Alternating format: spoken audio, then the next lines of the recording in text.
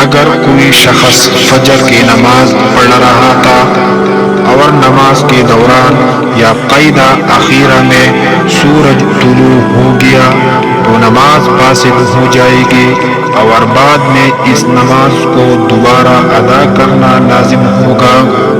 آپ اس میں جماعت کرنا، اگر قریب میں اہل حق کی مسجد ہے تو مسجد میں جا کر جماعت کے ساتھ نماز پڑھنا ضروری ہے۔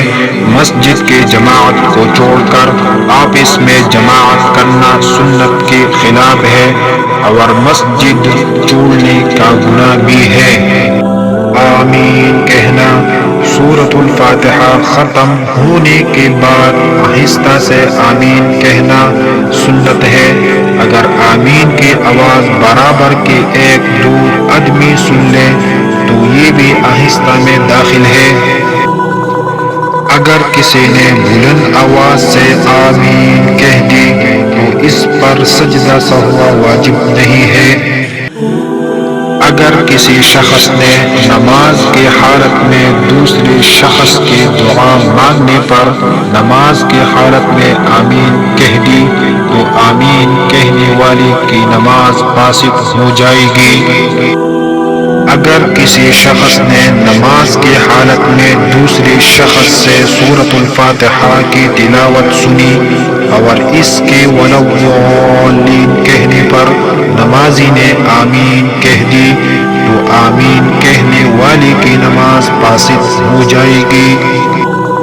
امام اور تنہا نماز پڑھنے والے مرد اور عورت کے لیے سورۃ الفاتحہ کے ختم پر آہستہ سے آمین کہنا سنت ہے، اور اگر جماعت کی نماز میں بلند آواز سے قراءت ہو رہی ہے تو سورۃ الفاتحہ کے ختم پر تمام مقتدیوں کے لیے آہستہ سے آمین کہنا سنت ہے۔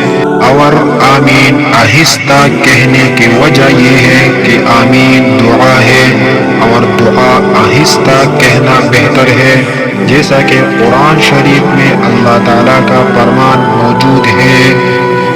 بسم اللہ الرحمن الرحیم، ادعوا ربکم تضرعا وخفیا۔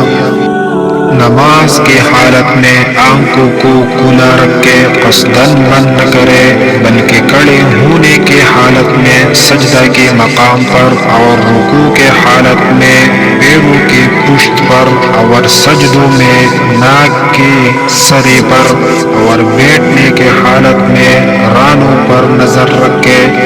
ہاں، اگر کوئی شخص ایسا سمجھتا ہے کہ آنکھ بند کر لینے سے نماز میں دل زیادہ لگے گا تو آنکھ بند کرنے کی گنجائش ہے، باقی کھلا رہنا بہتر ہے۔ آنکھ بند کر کے نماز پڑھنا مکروہ تنزیہی ہے۔